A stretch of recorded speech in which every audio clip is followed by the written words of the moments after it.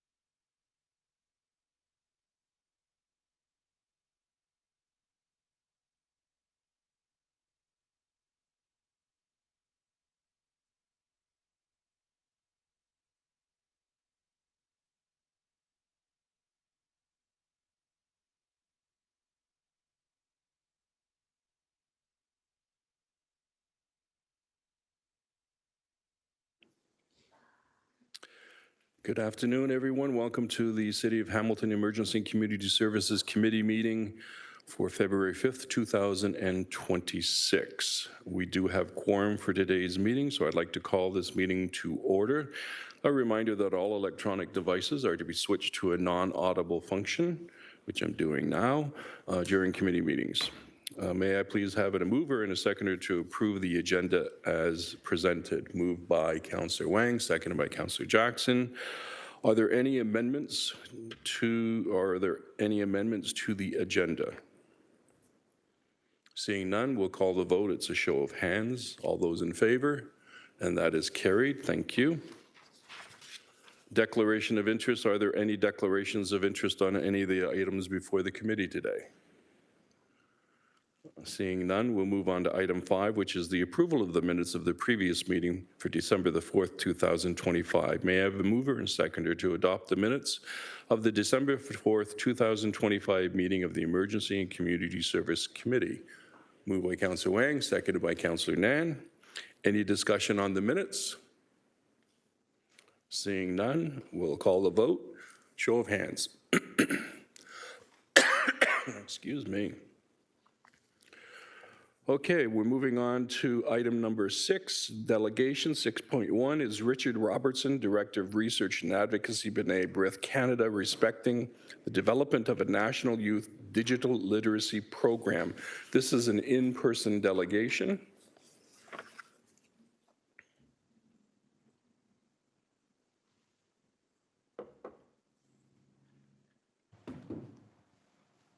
You can move the microphone to make it convenient for you and so that we can all hear you. When you begin speaking, there will be 5 minutes for your delegation. At the 4-minute mark, you will hear a ding. That's just a reminder that you're coming towards the end. So please proceed, Richard. Thank you, Mr. Chair and members of the committee. My name is Richard Robertson, and I'm B'nai B'rith Canada's Director of Research and Advocacy. Founded in 1875, B'nai B'rith Canada is the country's most senior human rights organization. Our mandate is dedicated to eradicating racism, anti-Semitism, and hatred in all of its forms, and championing the rights of the marginalized. Canada has a duty to protect its next generation from the dangers of increasingly harmful, virulent, and polarized online content. As a society, we cannot afford to remain idle while our youth are exposed daily to dangerous content and situations online. Exploitation, sexploitation, indoctrination, explicit content, misinformation, disinformation, and extremist content are just some of what young Canadians are routinely exposed to on social media and in the digital realm. For example, B'nai B'rith Canada has witnessed the increased frequency of anti-Semitic and hate-based incidents and youth radicalization online. A 2024 report published by the Royal Canadian Mounted Police indicated that violent extremists have adopted the internet as an avenue through which to indoctrinate minors and adolescents and to recruit them to participate in their activities. The spread of disinformation and misinformation online is having a devastating impact on the well-being of Canadian children and adolescents. Not only are they being victimized by the obscene content they are encountering, our online spaces are sadly being used to inculcate them towards violent extremism. Sadly, exposure to extremist content and the threat of radicalization is just one of the increasing number of ways in which Canadian youth are being adversely impacted online. We must accept that our youth, as digital natives, will be exposed to online harms. It is our societal responsibility to aid them in preparing for such. Presently, we have left them to fend for themselves, flying blindly through a storm. To provide support for our youth, B'nai B'rith Canada has launched a campaign to have our federal government facilitate the development of a national youth digital literacy program. We have also requested provincial funding for digital literacy education in our submission to Ontario's Ministry of Finance in advance of the 2026 budget. Recent statistics and activity in Hamilton have demonstrated the need for a digital literacy program. Hamilton Police recorded an up to 37% increase in violent youth crime and a 179% increase in hate crimes over the last 5 years. Additionally, Hamilton has been targeted by extremist nationalist organizations, including Nationalist 13 and Second Sons, both in physical spaces and online. Their membership thrives on vulnerable people in precarious situations, with youth unfortunately being the most susceptible to such indoctrination.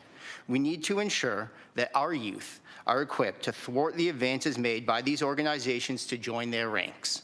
Hamilton's commitment to addressing community safety concerns is evident by the formation and good work of this committee. In addition, B'nai B'rith Canada acknowledges the Community Safety Summit held in November, which B'nai B'rith Canada had the opportunity to participate in. In light of the aforementioned concerns in Hamilton's investment in the well-being of all its citizens, including its youth, B'nai B'rith Canada implores the committee to recommend that the Council approve the drafting of a letter to Canada's Minister of Canadian Heritage endorsing B'nai B'rith Canada's campaign to have the Youth National Digital Literacy Program developed. Subject to any questions, that is our submission. Thank you.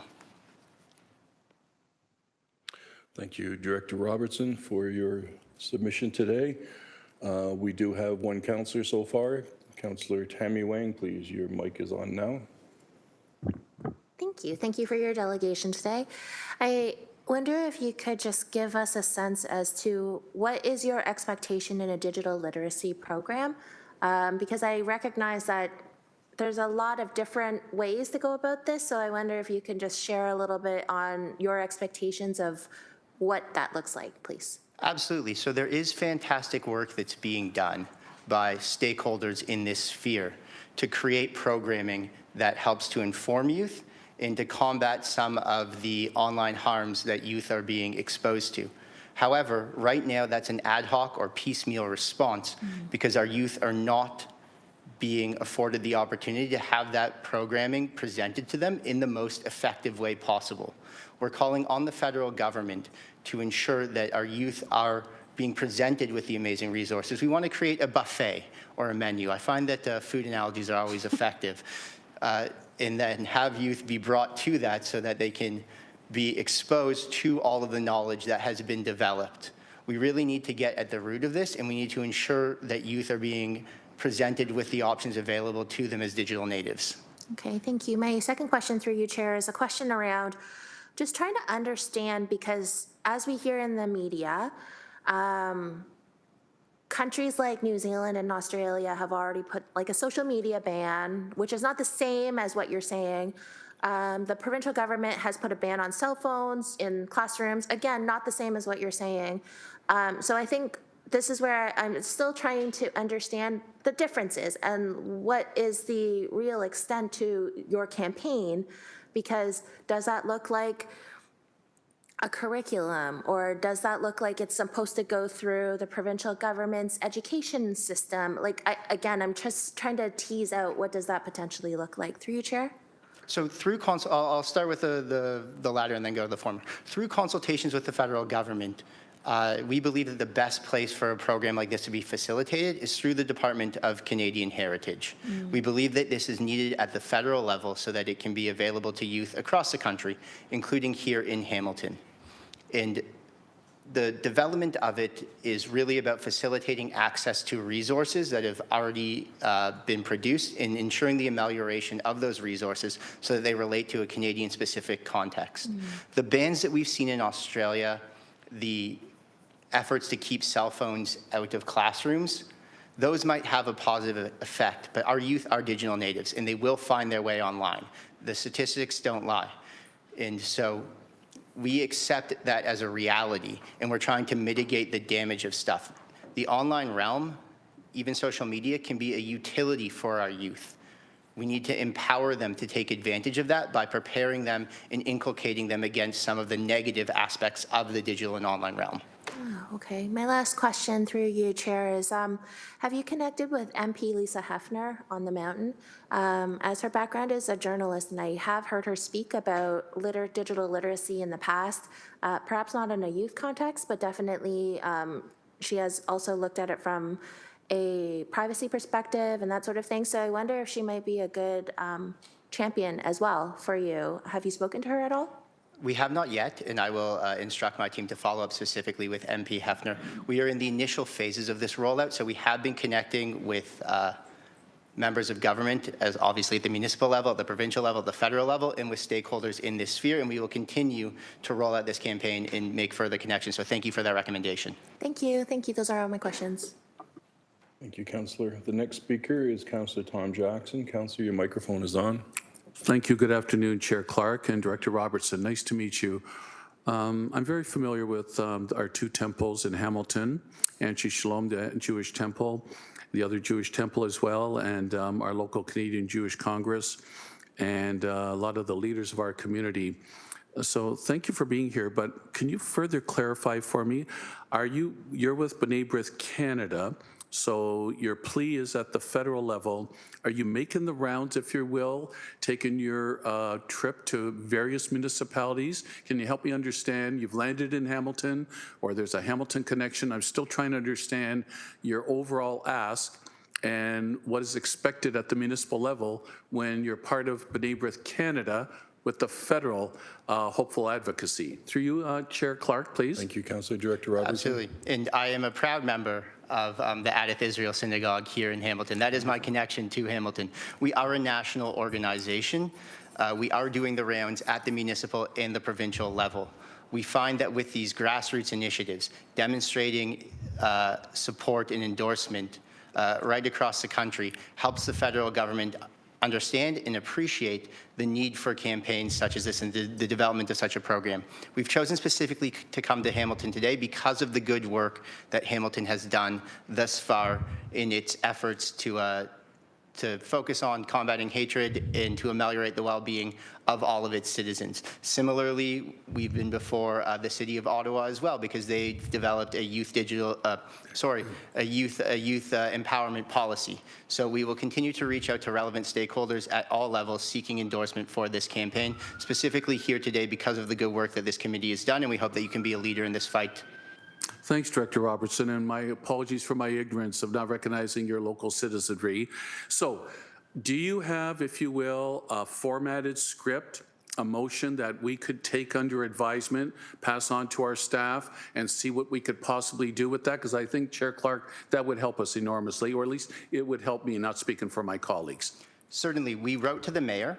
That letter, I believe, was included in today's agenda. It does contain instructions for a letter that could be sent to the minister responsible for the Department of Canadian Heritage. That being said, we're more than happy to provide the city and staff with whatever they need to facilitate an endorsement. And as this campaign continues to grow, as we bring on additional stakeholders, we'll be sure to keep this committee, council, and all relevant stakeholders here in Hamilton apprised of developments. And I just want to clarify, Councillor, I'm actually a Torontonian. My family roots are in Hamilton, and that is why I'm a proud member of the Adath Israel congregation. Oh, so you have both an Argonaut and a Tiger Cat shirt. I see, Director Robertson. Okay, thank you for clarifying. Oski wee wee. All right, that's much better. Thank you. So then I don't have the mayor's letter in my package. Maybe the rest of my colleagues do, but between staff and the mayor's office, Chair Clark, maybe we can follow up after we take this under advisement. Thanks, Director Robertson. Thank you. Any other questions from the councillors? Seeing none, thank you, Director Robertson, for appearing today. We will take it under advisement, and the Thank you very councillors much. will likely work with the mayor's office. I need a mover and seconder to receive the delegation, moved by Councillor Wang and seconded by Councillor Jackson. All those in favor? Carried. And now the question. There you go. Thank you. Now that we have received it, I guess procedurally, how do we share that with, say, the youth strategy team, like the Hamont youth team? Because I as this speaks directly to youth digital literacy, I wonder if there's also an opportunity for them to weigh in on or bring this to the youth steering committee to see if there is anything that might be helpful. And so you could draft a motion on the fly, or you could take it away and draft a motion in terms of two things. One, sending it to that youth group, as well as a letter endorsing it from the mayor. That would be my suggestion, but I leave it up to you folks. Okay. Or it looks like GM Mater has pulled her microphone closer to her. Uh-oh, well, that usually signals she wishes to speak. GM Mater, do you wish to speak? Thank you, Mr. Chair. Grace Mater, General Manager, Healthy and Safe Communities. You can just make it a staff direction and we can follow up on it. So may I push a staff direction to ask for the Hammond, or staff to look at this correspondence and adjust accordingly, or address it accordingly. Okay, so if we want to do it so we can follow up on it, that would be a motion. Okay? And did you capture all that? And Councillor Jackson is willing to second that motion. So it's 2-1 to send it. To, well, I'm youth. going to say to Healthy and Safe Communities, because ultimately they are the overseers of the Hamlet Youth Strategy, so they can direct it whichever way that they want to. So I'll direct it to Healthy and Safe Communities for their receipt and actions on moving forward. Does that give you enough latitude? GM Mater is saying yes. Okay? Okay, so that's the motion that's before us. Any further questions on the motion? Councillor Nan, please. Thank you, through you, Chair. Just wanted to clarify, this is direction to staff related to the correspondence and the Hamilton Youth Strategy and teams, not including endorsement and correspondence to the federal government. I just wanted to get really clear about the direction here. Thank you. GM Mater? Through the chair, I was taking it as direction, Councillor Nan, to take it back to the youth strategy team for follow-up. Got it. Thank you. Appreciate that. Chair, the reason I raise it is the federal government has been announcing several changes to its structures. And just this week, we learned that the offices on Islamophobia and anti-Semitism have been dissolved by the federal government.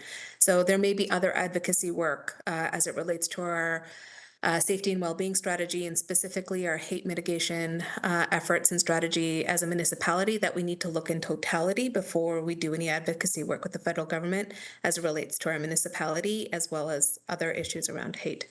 Thanks. That does seem prudent. I was not aware of those recent changes at the federal level. Always a surprise. So we're comfortable with where we are. Staff are going to look at it. It'll come back, and then we can look at what's happening at the feds and then speak with the mayor's office and see if we wish to endorse this program going forward. Okay? Councillor Maureen Wilson, please. There you go. Thank you. Just trying to follow along. I support the direction. I am, though, if I'm understanding the conversation thus far, what other jurisdictions have done and the role of the federal government, I guess for me, it's also what is the role of the municipality in assessing its own use of platforms, which can be a jumping off point to some of these very ill-advised and dangerous and hate-filled other avenues of online content. I know that there are some municipalities who have, or entities who have made a decision to no longer, for example, platform their public information on what's it called, X, for example. And I don't know how this, if anything, would relate to our own policy check and deliberation on our own use of platforms. Is that part of our own social media policy? I know it's outside of GM Mater's jurisdiction, but I'm wondering if I could ask her professional opinion on the interface, or whether she believes there might be a responsibility on our behalf to give that consideration as well, through the chair.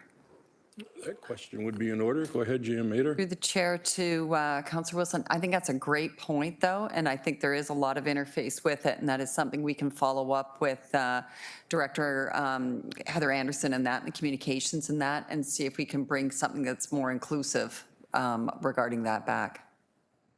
Thank you. I would appreciate that. So if that could be included in the action, to have that engagement and consideration included in the action. Thank you. That's a friendly amendment. Okay, and you have that, Jessica? You have the mover and seconder? Yep. Okay, so now we're just ready for a vote. This would be an electronic vote, right? Thank you.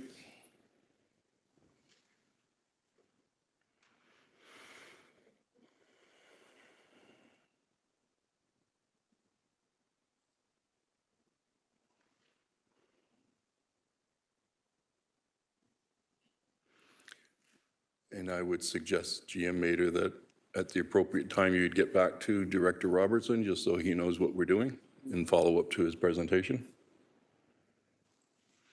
That vote carried 7-0. Thank you very much. Okay, we're now moving on to items for information. 7.1 HSC 23072B, Greater Hamilton Food Share Annual Update Citywide. It is on the outstanding business list. I'd like to call upon Jessica Chase, the Director of Children and Community Services, to provide an introduction and to introduce today's speakers. Thank you. Through the chair, Jessica Chase, Director of Children's and Community Services. The report that's before committee today is an annual update on the work that Hamilton Food Share has been doing across the city in partnership with a number of other emergency food providers in Hamilton to address the growing issue of food insecurity. I will note that food insecurity and their stats in the presentation will show that it is a growing issue in Hamilton. We also know that it is a growing issue outside of Hamilton as well. It's a broader issue. The report that's before you today provides an overview of how the annual funding of $1.25 million is being utilized to address these issues, and it does not include any requests for additional funds. Before I turn it over to our presenters, who I see are making their way down to the podium now, I do want to just extend my thanks to Hamilton Food Share and the other emergency food providers for the leadership that they are providing in the community and their ongoing commitment to addressing food insecurity here in Hamilton. So with that, it's now my pleasure to introduce Rathika Subramania, the CEO of Hamilton Food Share. She is also joined today by Kaylee Norwood, the Executive Director of Ancaster Community Services, and Mike Truscott, who is one of the directors at Good Shepherd. Thank you. Good afternoon. Yeah, we can pull that down, and when the light, there you go. Okay. So you folks have 5 minutes starting now, and you can deal with whoever wishes to speak. You're in charge. We'll be for that going 5 back and minutes. forth. Okay. So I just wanted to, we refer to ourselves as, Sorry, it's a 10-minute presentation. See, we already bumped you up 5 minutes already. okay. We refer to ourselves as the Greater Hamilton Food Collective, which consists of Hamilton Food Share and the organizations.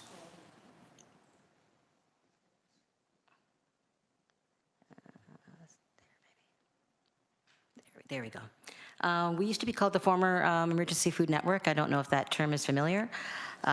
We've changed that because we're reflecting the chronic and systemic situation that we have with food insecurity. We really wanted to emphasize the collective accountability that we're taking, not taking away from the crisis situation, but that we are now working much more in a system where we're looking at data-informed decisions, system-level planning, working together in those ways. Hamilton Food Share, our role is logistics, food distribution. There are 16 organizations, 22 meal programs that we support, 2 of which are here. We support the warehousing, the transportation. We also are taking a much stronger role in terms of back office, how we can support those organizations in back office and make these things happen. I'm going to add to the next slide.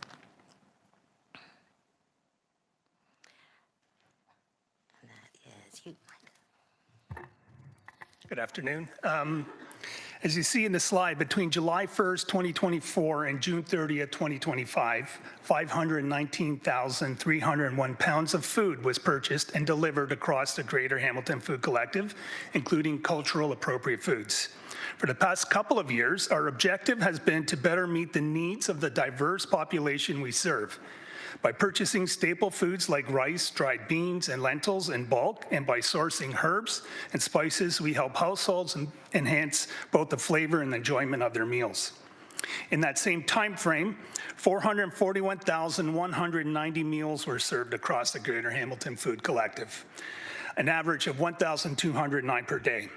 Over the past 3 years, I'm speaking on behalf of the Good Shepherd, we have averaged 100,435 meals annually, about 275 per day.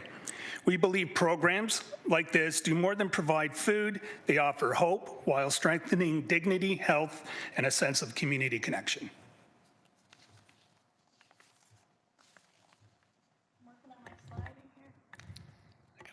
Oh,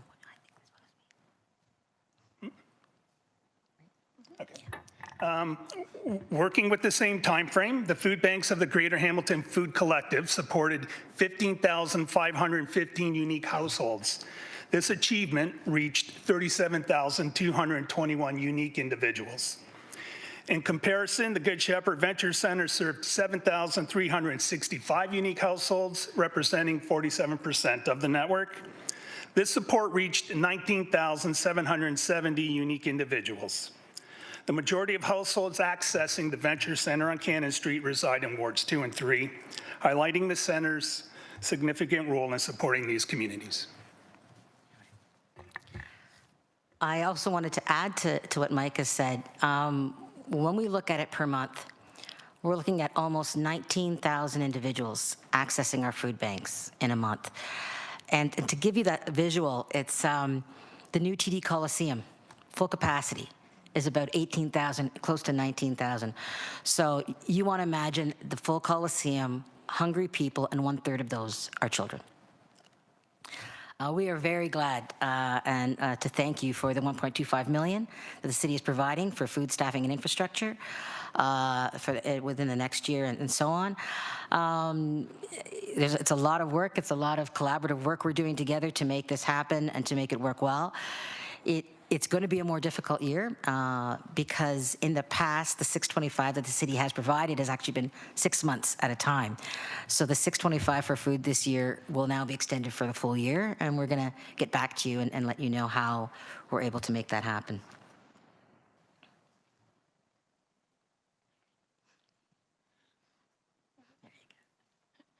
Still working on my sliding there. So how we were able to do it, as Rathika mentioned, we changed our name to the Greater Hamilton Food Collective. There's 22 food hunger programs that that are in the city of Hamilton, and we work collaboratively to ensure that when we're providing that funding model, we're working in collaboration, not competition. And we work together to build trust and transparency in this process. It's been wonderful, the last 2 exercises that we've had together. And we always say kind of together we feed Hamilton. There we go. So as we mentioned, we're in a food affordability crisis, not just here in Hamilton, but across the entire country as well. The Canada Food Price Report forecasts that we're going to see a 6% increase in food costs this year alone. So we feel it when we go to the grocery store, so does everybody else. We've doubled our food visits in the last 6 years across Hamilton as well. This highlights the importance of this consistent funding for our network. And our clients are really struggling to make those ends meet, and that's where we come in. We have individuals, I speak for myself and Ancaster, and we have individuals who are working, and they're coming to us for the first time because when they go to the grocery store, they're choosing for us food or housing, and that's where we come in and we're able to provide that support.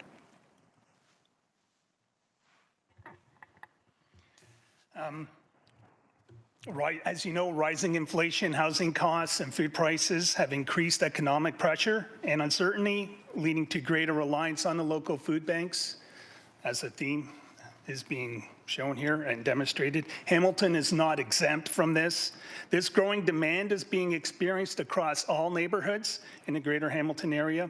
All members of the Greater Hamilton Food Collective face common challenges: limited refrigeration and freezer storage, restricted delivery space, and staffing capacity constraints.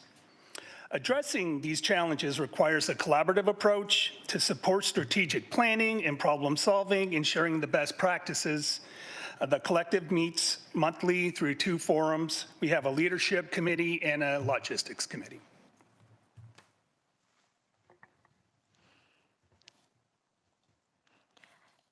Also, just to add to that as well, just to give you a sense, Hamilton Food Share sent out just about 5 million pounds of food last year, which is an increase from the year before, almost a million, and which makes the city's piece in that about 10%, which we really, really appreciate. This is just to give you an idea of the income profile of Hamilton residents. You'll see individuals with disability actually are at the high end of it. A growing number of people are full-time working families who, as Kaylee mentioned, are just struggling.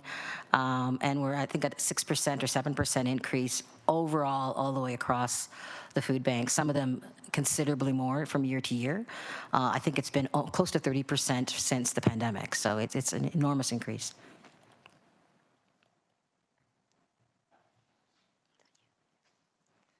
There should be, we're missing my slide here from Ancaster. So through your funding, we were able to create new initiatives. So for us, what we were able to do, there's often a misconception in Ancaster that there isn't any need. We know that to not be true.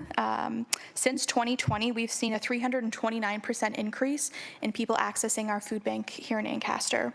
With the help of this funding, we were able to open a one evening clinic to help those individuals who are facing food insecurity that are working.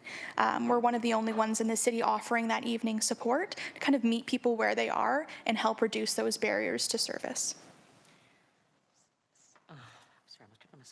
In terms of innovation, we're recognizing, and we're going to be doing a lot more of a deep dive into this in the next year, looking at upgrading storage space, facility spaces, and you'll see some of that, and we're so thankful that city funding has been helpful for that. We have some very small food banks like Ancaster. We have larger food banks like Good Shepherd. All have different needs. Improving those client service environments. I think we've talked before and now that food insecurity, food is not just the problem. This has to do with poverty reduction and housing, income stability. And so improving those client and service environments are important. New programming and staffing, connecting and providing those services for people within the space. I think I want to add as well that it's food is very important, and getting more food, and I think that's what we're all doing all the time is working to get more food and how can we get more food. But it's not the only problem. It's also, as Kaylee mentioned too, it's just staffing. So some of our food banks, it's about being able to be open several days a week. That requires staffing and support, and those kind of infrastructure dollars are so helpful in the city funding. I'm going to share impact on Eva Rothwell. Eva Rothwell is a small food bank that is very mighty.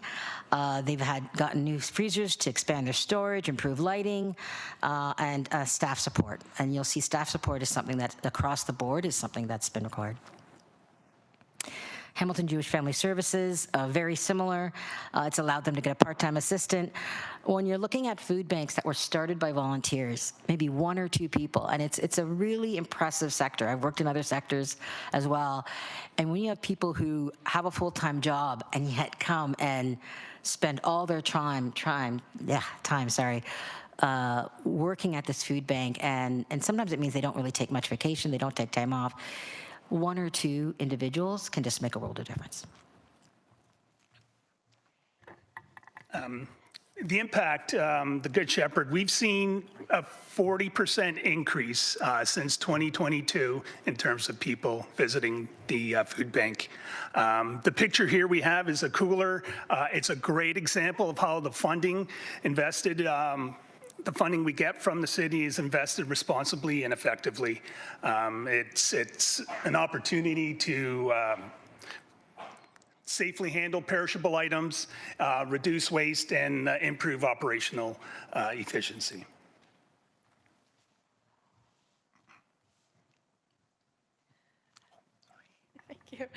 So we are meeting at the end of March. We're doing a vision session, Great Blue Sky, as our collective to really connect and figure out how we move forward. How do we kind of strengthen what we have, and how do we improve and innovate, especially our communication as well as our advocacy for all of those that we support in our network.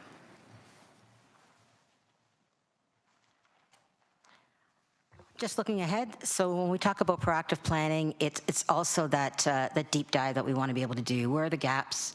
How do we improve efficiencies? Are there food banks that we're missing or organizations that we're missing? And this is more from a Hamilton Food Share specific perspective, but that would be part of the collective. Better distribution and coordination. You always know that there are better ways to do things, and how can we support each other? And there's so much of that going on. We have larger food banks who are supporting the smaller food banks through storage, through transportation, people saying, I have excess of this food, or I need this, and back and forth. And keeping it very, very transparent. We have one of the most transparent processes that I've seen. Our entire grant process of your dollars that go to these food banks is done very openly. Everybody sees what everybody else's grants are, and we have an open discussion about that. So we just want to thank you on behalf of the Greater Hamilton Food Collective. Thank you very much for your presentation. We have a few questions. Councillor Tammy Wang, to start off, please. Councillor, your microphone's on. Thank you, Chair. A couple of questions from me. I noticed in your Appendix A, there's only 2 food banks in Ward 4 that is in the Food Collective. So I wonder, how are you getting out there to speak to some of the other food banks that might be around? Because, as you said, rising demand, so. Yeah. To be honest, we actually get requests, and while we have 16 food banks, we also do have sort of affiliates, and we're really kind of looking at what that looks like. So that may mean that we get food out to them occasionally when they need it, or they contact us. We have excess of produce, we have excess of frozen foods, we get that out to them. We have to be careful because we have a certain amount of dollars, so when we include new food banks in, it affects everyone, but we're absolutely open to that. So for example, we've been able to help out Gore Park, we've been able to help out HamSmart, a few of the other smaller places as well. So. Okay.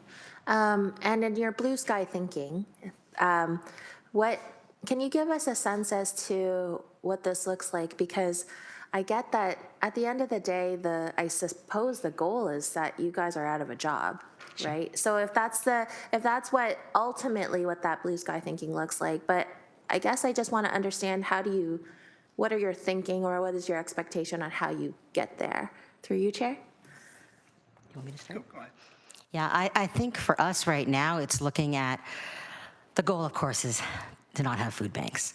But in the meanwhile, a lot of that is advocacy. So, how do we support other sectors as well? And we're advocating all the time, and all the food banks actually do this provincially.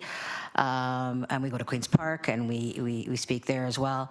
Our blue sky is going to be looking at about 8 subcommittees that we have put together. Some of them are very specific to data. How can we have cleaner, better data? How can we make sure, it's very difficult to sometimes get the demographic data from individuals who are in crisis. So how do we do that better? How do we support our Indigenous populations better, or those populations that are requiring more specific types of foods, and et cetera? There's just a variety of things that we're going to be looking at overall. We've looked at rebranding. We're looking at how to more equitably allocate food across the board. And we need more than food, by the way. We also have menstrual products, we have adult diapers, we do baby formula. These things are becoming increasingly important. Our senior population is growing, so there's a wide gamut of things, and it's a lot of different players, and so keeping that coordinated is really important. Okay, my last question through you is, in Ward 4, we have always talked about Ward 4 being a bit of a food desert, because we don't have very big or a lot of big supermarkets. And so Ward 4 also has a huge disproportionate amount of community that is at or below the poverty line. So how would you envision that equitable based allocation of resources, knowing full well, and you've already identified in this report, that it's rising demand in all neighborhoods? So I guess I just want to understand, I'm trying to look out for my Ward 4 people. So this is the crux of my question, is how do I keep Ward 4 sort of also helping you guys keep it top of mind, given that your map only shows two of the Yeah. Collective is actually in Ward 4, right? So, I think some of that can be actually reaching out and having some conversations, have some conversations about who is it, what are those needs, what are they? In terms of equitable, and you guys definitely jump in, what we did as well is we looked at not only the number of individuals who are attending food banks, but we also weighted it. So we weighted it for those food banks that are more dependent on Hamilton Food Share, which are, you know, they may be smaller, they may have a variety of different reasons.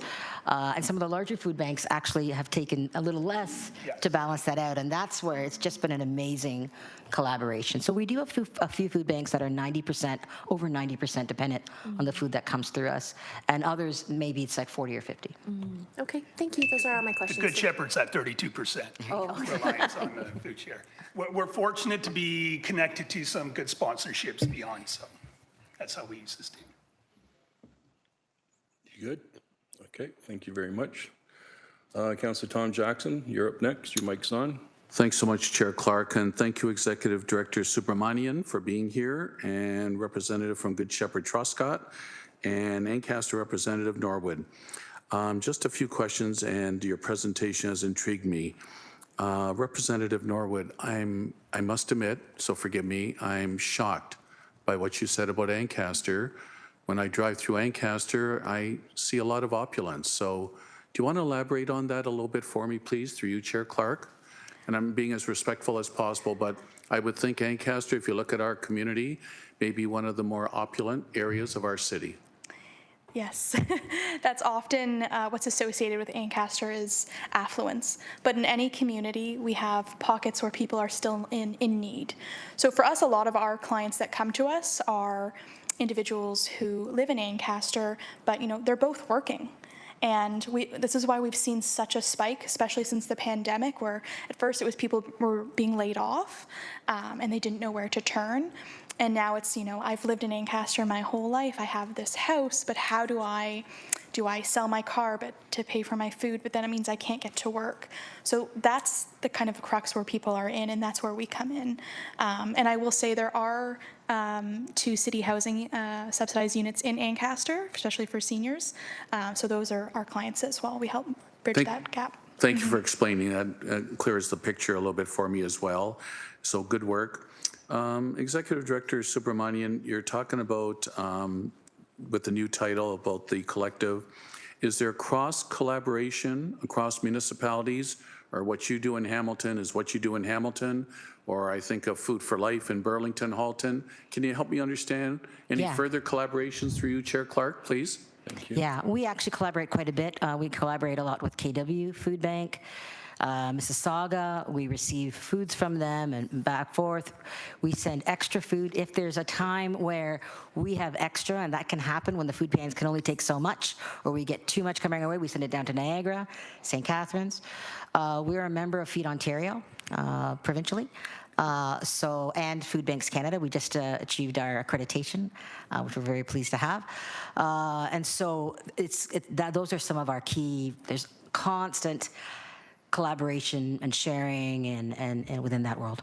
Wonderful. I think you've been in at your role for about 3 years now, if I recall. I think one of your first presentation was virtual, that we were all on the WebEx, and it was right at the time about adding the additional dollars in that to That's correct. to food share. Yes, that's correct. Can I just ask a couple more questions, Chair Clark? Staffing shortages, reduced service capacity. Do you mean from the city's end and GM Maters, or do you talk about within your organizations? I'm talking within our organizations. So if you're a smaller food bank and you only have a couple staff or one staff and maybe a few volunteers, maybe you can only be open 1 day a week, or maybe a day and a half a week. And I'll let Kaylee address that as well. And so it's sometimes it's food, but sometimes it's timing and space. Okay. Yeah, exactly what Rathika was saying. We're exactly that. We have one dedicated staff member, our food bank manager, and through this funding, we were able to increase hours to now offer our Thursday evening clinic. So it's very vital for us. As we have the staff, it means we can open more and help more people. Wonderful. Couple last questions, Chair Clark. Appreciate your indulgence. Insufficient storage, refrigeration, unlimited safe loading, delivery. So we've been around a long time, and I've always said food banks are a terrible indictment of our society, but we're here where we are in the reality. So Is it the need that suddenly you folks don't have enough space, or you need more modern space in terms of renovation? Help me understand where that's coming from, please. Yeah, I mean, I think as more people are coming in, and I was at Stony Creek, and they were talking about the difference between 80 a month to 800, right? The change. It changes your storage. It changes how you're able to get the food out. If you go by Living Rock and you go by Nawasa, you'll see a whole creative way of getting food in through the door and out the door and up the steps, or, you know, down, and it's amazing the work they do, but that's what it is. And so trying to make that easier, trying to make that safe, and just dealing with the greater need. I don't know if any of you have anything else to add. This is, once again, Radhika is speaking exactly to our conditions. We are food closet, and now we are blossoming into much more to meet the need. And in order to do that, we rely on Hamilton Food Share to help us transport goods, especially things like milk, eggs, chicken. We can only take so much at a time. So that's kind of this piece as well. Until we find Chair Clark, our utopia, thanks for all you folks do. Our community's need is deeply grateful. Thanks, Chair Clark. Thank you, Councillor. Councillor Maureen Wilson, your mic is on. Thank you very much. I appreciate your delegation, and I'm not very well informed about your business and your province-wide infrastructure, so admitting my ignorance there, but it's clear to me that you're all very committed and do a great deal of good work and necessary service. I would like to ask a question, because you referenced it in your delegation, about your advocacy work and the subcommittees that you have on. And full disclosure, I used to sit as a board member on a food cooperative, and it was constantly challenging because we didn't take in the volume in order to be able to compete price-wise on most things with the grocery conglomerates.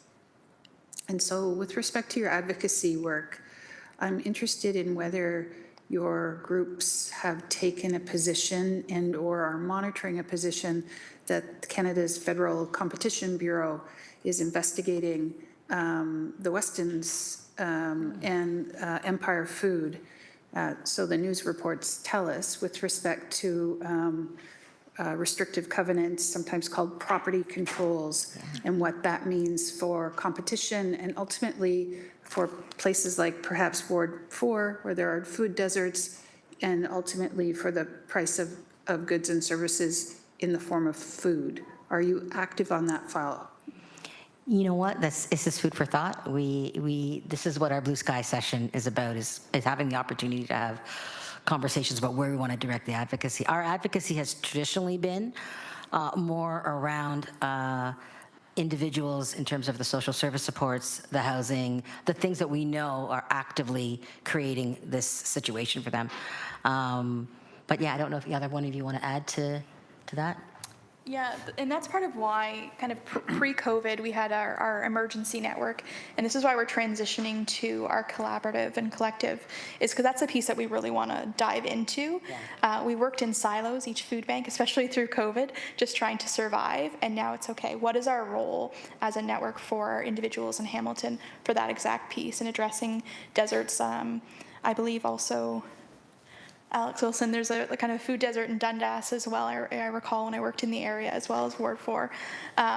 So it's how do we bridge that gap for people? And a lot of our clients, at least I can speak for myself and from my colleagues, is they fall within those gaps, right? So how do we bridge them, I think, is what we want to address, and how we can, there's some great programs that deliver food, so to try and get to these places. So that's the piece that we want to dive into and really assess what is our responsibility as well as leaders. And Hamilton Food Share is a member of Feed Ontario, and Feed Ontario's role is a little bit more of that larger level of specific advocacy for some of those things. So that's something that we'll be discussing when we're meeting with all of the members of Feed Ontario as well. Thank you. I appreciate that. This council, there's an outstanding ask from August of 2024 in which we've asked our city staff to provide us with a report on restrictive covenants, or often called property controls, and what common law there is out there around them, and what land use planning tools, if any, are available in trying to understand them better. They have a regrettable history, unfortunately, in a whole bunch of ways in Hamilton. But thank you, and I would just encourage you to, not that you have any spare time, but I do believe it is one to watch. Thank you. Thank you very much. Seeing no further speaker, Councillor Wang, if you can take the chair for a second as vice chair. So I read all the reports, and I think the work that you're doing is fantastic. Do you provide audited financial statements to the city on how you're spending the $1.25 million? You know what? I'm not, we have them available to anyone. They're openly available. So I'm not sure if they're specifically set. Through the chair. So as part of the funding agreement, we would have Food Share report back on how the dollars have been utilized. I would have to take it back to the team to confirm if audited financial statements are explicitly listed in the funding agreement or not. We'd happy to take that offline and get back to you, but there certainly is financial reporting embedded into the funding agreement. Thank you. I'm not picking on you folks. I ask everyone that gets funding from the city. I'd like to see the audited financial statements. From time to time, we do see some things that don't make sense. Without those documents, we have no idea how you're spending the money other than what you're presenting here anecdotally. So I will ask staff to get that documentation and take it as a part of their regular reporting back to the committee. That was my only question. I'll take the chair back. Seeing no further questions from anyone else, I do want to thank you for your presentation today and all the hard work that you're doing for the community of Hamilton and the folks who are really struggling right now. It's very challenging times across the entire city. Thank you. Thank you very much. Councillors, I need a motion, mover and seconder, to both receive the presentation and the report. Moved by Councillor Wang, seconded by Councillor Kretsch. Thank you. Any further questions or comments on the report or the presentation? Seeing none, we'll call the vote now. Is this a show of hands vote? And that's unanimous. Thank you very much. We're now moving on to item 8, which is items for consideration. 8.1 HSC 24004A, use of Indigenous themes and logos in city facilities policy. This is an outstanding business list item. I'd like to call upon Beth Dockstetter, Manager of Indigenous Relations, to provide a brief overview of the report. You can never over-review something. I'll do it instead of Beth. Okay. Kate Laforme, Director of Indigenous Relations. So the use of Indigenous themes and logos in city facilities policy. So staff are directed to report back to his EC&S committee with a culturally appropriate policy for the use of Indigenous images and themes, indoor and outdoor facilities under the jurisdiction of the City of Hamilton. So the objective was to revise the current policy so that it was applicable to all city facilities rather than just sports and recreation. And so with that in mind, we will be examining a review of all images and themes that were currently being represented on or within and outside of city facilities, just to make sure that they're in compliance with this policy, and the Indigenous Relations team will be the point of contact for any concerns within this policy. And of course, we're not asking, there's no financial ask at this time. Thank you. Are there any questions? I see a couple. Councillor Wang, you're up first. Thank you for this report. I was the one that asked because I wanted to just, why not all of our city facilities and why just on the sport and recreation location? So I'm very thankful to the team for doing this work, and I think it helps clear up what is the process for escalation, what is the process to even inquire, what is the process to support city staffers that might be a little bit confused about what may or may not be. So I think that this just helps clarify and really clear up. And as well, my hope is at some point we can really start to do an inventory and really see where we could do more. I think about like in City Hall, we have a lot of great art pieces, but they might not be very along the lines of stuff. So I think that that's where I think that that might be an opportunity for us to really examine how we showcase, highlight, and promote art and culture in the city of Hamilton, and especially Indigenous images and themes within the city of Hamilton. Thank you so much for doing this work. Thank you. Thank you, Councillor. Councillor Tom Jackson. Thanks, Chair Clark. And I'll say right up front, I'm supportive of this report and recommendation. If I could just do a preamble here and get to a question to General Manager Mader or Director Laforme. I was heartbroken and saddened 5 years ago, roughly, where the community was with destruction of monuments and vandalism and some displacement of longtime names. And however, fast forward to last summer, I was so encouraged and grateful and enthused, and in great applause to Director Laforme and Manager Doc Stater and Manager Luc Gambecourt, if I recall, with the Landmarks and Monuments report and presentation. Chair Clark, if you recall, it was an outstanding plan that looked for consensus, collaboration, but most importantly, to get the historical Indigenous side of their history back on the table and in front of everyone without displacement or dismantling. And I was so grateful, and I was in extreme commendation to the leadership for that, and I believe Council unanimously endorsed that plan. So all of that said, to my main question for this one, if we're looking at all potential municipal facilities, I hope, in the spirit of what we did last summer, that there won't necessarily be any displacement of long-time existing neighborhood, community names, builders of our city and our community, but maybe looking for open opportunities, and or if there's going to be a change of name, that maybe there'll be a great amount of consultation, of course, first and foremost with the Indigenous and the Urban Affairs Department, but across citizens at large as well, that have come to embrace historical names of their neighborhoods. So long preamble, and I hope General Manager Mader and or Director Laforme get the gist of what I'm asking. As I'm saying, I'm supportive of this report overall. Thank you. Thank you. Through the chair. So this policy doesn't directly, isn't directly looking at renaming, but if we do receive, a complaint through this policies process, we would then, work with the team, examine that on a case-by-case basis, and then, of course, something would come forward to the council for consideration.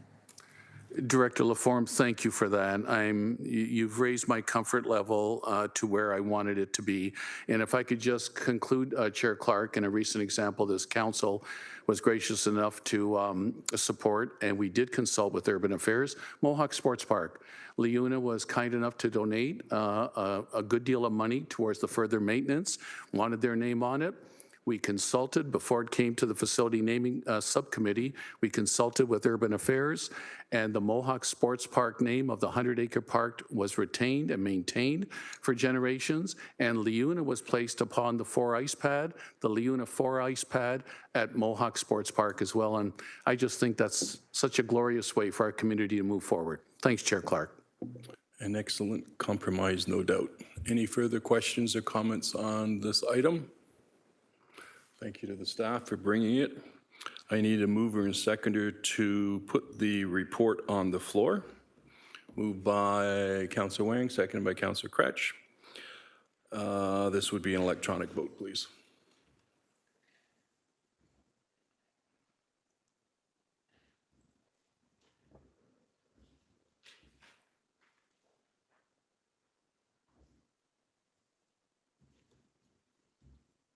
That vote carried 7-0. Thank you very much. We are moving on to item 8.2 on the agenda, HSC 26003, standardization and non-competitive procurement of fire equipment and services within the Hamilton Fire Department, I'd like to call upon Dave Cunliffe, Fire Chief, to provide the committee with an overview of this report. Chief? Thank you, Chair. Dave Cunliffe, Fire Chief. Before I give an overview, I just want to make committee aware that the recommendations contained in the report do not have any incremental budget implications. It's strictly to deal with process. So this report identifies the needed acquisition of equipment to replace existing end-of-life equipment that is no longer supported under manufacturer's warranty, and or the replacement of a vendor who has since ceased the provision of critical services. Continuity and effectiveness of this equipment and services are critical to maintaining service delivery, maintaining firefighter health and safety, maintaining established safety standards, and avoiding unnecessary retraining and operational disruptions.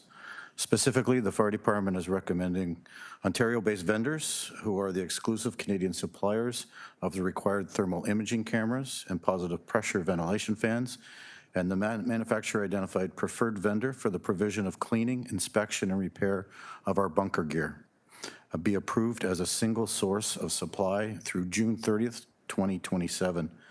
And this timeframe aligns with the current standardization approvals provided by Committee and Council in 2022 that will end on June 30th, 2027. Thank you for the report. I don't see anyone asking questions. Councillor Wang, if you can take the chair for a moment, please. Thank you. I'm going to ask the same question I ask every department that comes through with a standardization request. If you pick someone as a standard provider of a product or service, then how do you guarantee that we are getting the best price? And how do you guarantee that we're not going to get gouged once they have the knowledge that we can't go elsewhere? We're only going to be dealing with them. So through the Vice Chair to the Councillor, thank you for the question. It's a good one. It's our view that the standardization is not, and the approved single source does not eliminate us, our ability to access the market conditions, or assess the market conditions, the availability of product and pricing, nor does it limit our ability to change supplier if we have to. In fact, my staff are actively monitoring the comparable products from trusted manufacturers who meet the required industry standards and the Canadian health and safety standards, and for these instances to ensure competitiveness.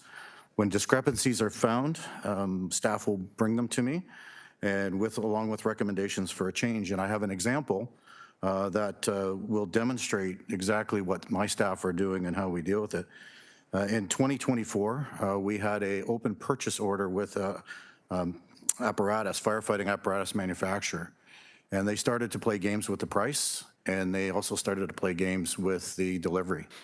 And staff were looking at current market conditions at that time, and they identified that there were a number of other supplier opportunities that were more competitive in price and more competitive in delivery. And so we worked with the procurement division, and in fact, I brought a report to this committee that identified how we could take advantage of those opportunities. This committee supported me on my recommendation, and we severed ties with the manufacturer, in fact, canceled the purchase order. We then went to market and were able to get the products that staff had identified, which meant that we saved the city and the fire department $1.8 million. And we also enhanced and improved our delivery from what was going to be 2.5 years to just under 10 months. So I will tell you through the chair that my staff are watching this all the time.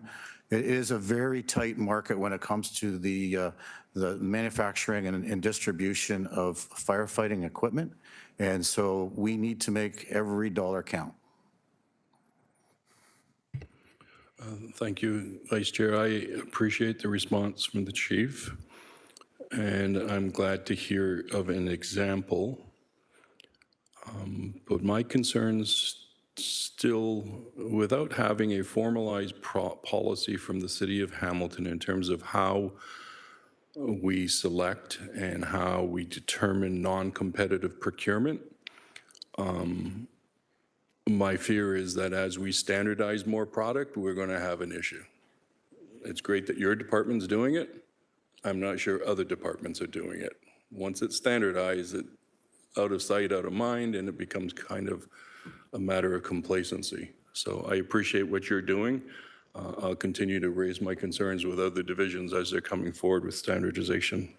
Thank you. I'll take the chair back. Thank you very much.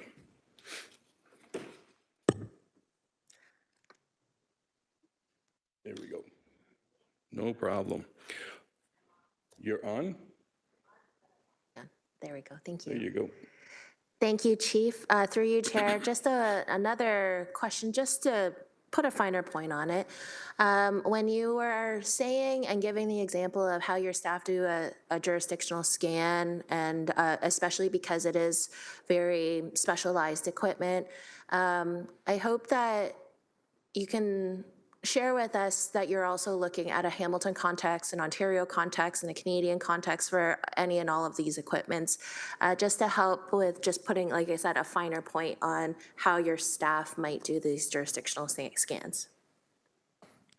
So through the chair to the councillor, the market, the number of vendors that are providing product are very limited when it comes to it. But council has given us clear direction in terms of local first, Ontario second, Canadian third. And so we take that to heart, and that's how we look at the market. Excellent, thank you. I'm really glad for that, just that very pointed response, because I do know that we have a lot of innovation here in Hamilton, and I hope that we can, our teams are still actively looking at local first. Thank you so much. Thank you, Chair. Thank you, Councillor. Okay, seeing no further questions or comments on items 8.2, I need a mover and a seconder to put the report on the floor and to approve it. Moved by Councillor Wang, seconded by Councillor Alex Wilson. Thank you very much. That's an electronic vote. Councillor Jackson is in support.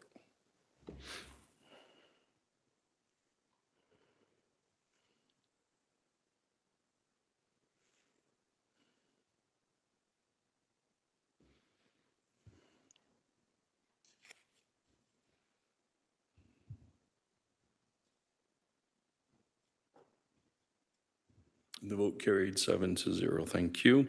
Item 8.3, HSC 26004A, updating 2 fire department bylaws.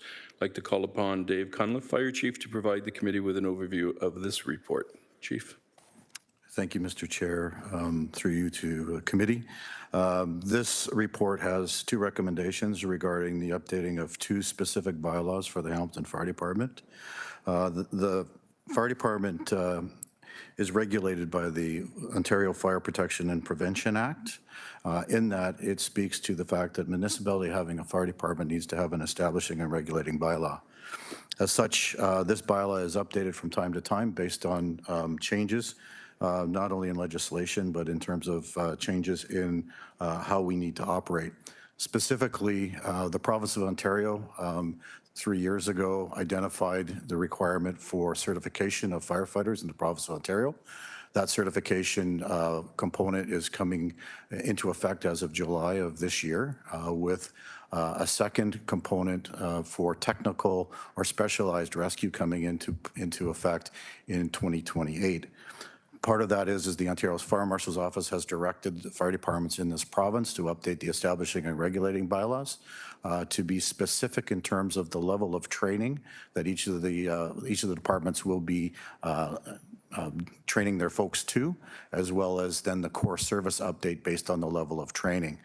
So a significant change in the bylaw is identifying specifically the technical training and firefighter training levels based on NFPA standards, which is outlined in Appendix A, as well as then the level of core service that is being provided.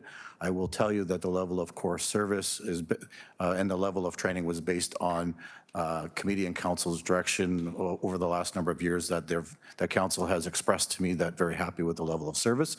So it is in line with that. The other thing that's important in terms of the establishing and regulating bylaw Under the Fire Protection and Prevention Act, it very clearly states that the fire chief is the person ultimately responsible to council in the provision of the service. So the establishing and regulating bylaw then provides direction from council to the fire chief in terms of what the roles, responsibilities, and level of authority is, and the core services that the fire chief must provide on behalf of council, and it identifies it based on the various divisions within it. So not only does it talk about our frontline service, operational service, but it also speaks to the level of service relative to fire prevention activities, our fire dispatch activities, as well as our training, as well as our mechanical division. So it covers the whole gamut of how the fire department operates. The second bylaw that I'm asking, recommending for an update, and this is more of a housekeeping. Deputy Chief Mike Rember retired at the end of 2025. We went through a process and were able to find a successful candidate, Trevor Halstra, who was appointed as of January 2nd as the Deputy Chief. And we need to update the bylaw where he's formally appointed by council as the Deputy Chief, which then will provide him with the authorities as said under the Act to be able to act in the capacity as Fire Chief and also to act as the alternate fire coordinator for the Provincial Mutual Aid Program.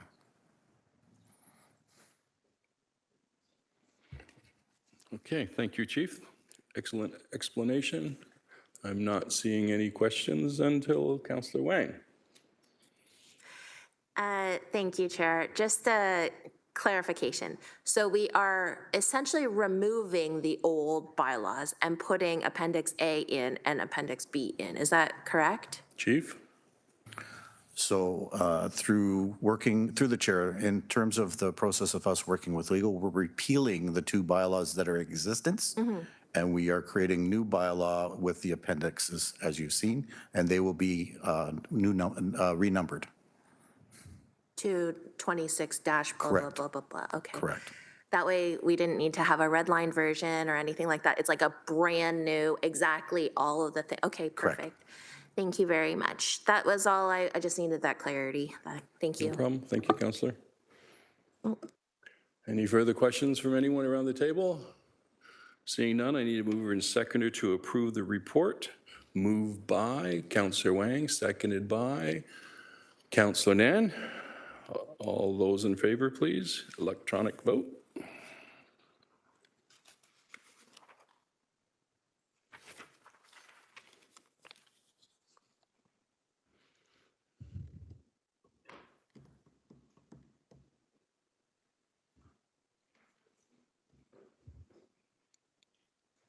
Carried 7-0. Thank you.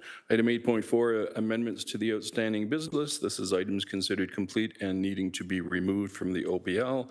I need a mover and a seconder to approve the amendments to the OBL. Moved by Councillor Wang, seconded by Councillor Maureen Wilson. Any questions? Seeing none, all those in favor, please. Electronic vote.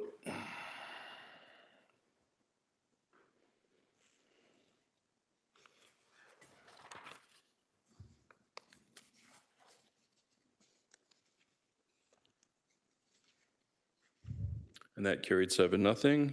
I have no motions or notices of motion before me. Are there any? Seeing none, this meeting is adjourned. Thank you.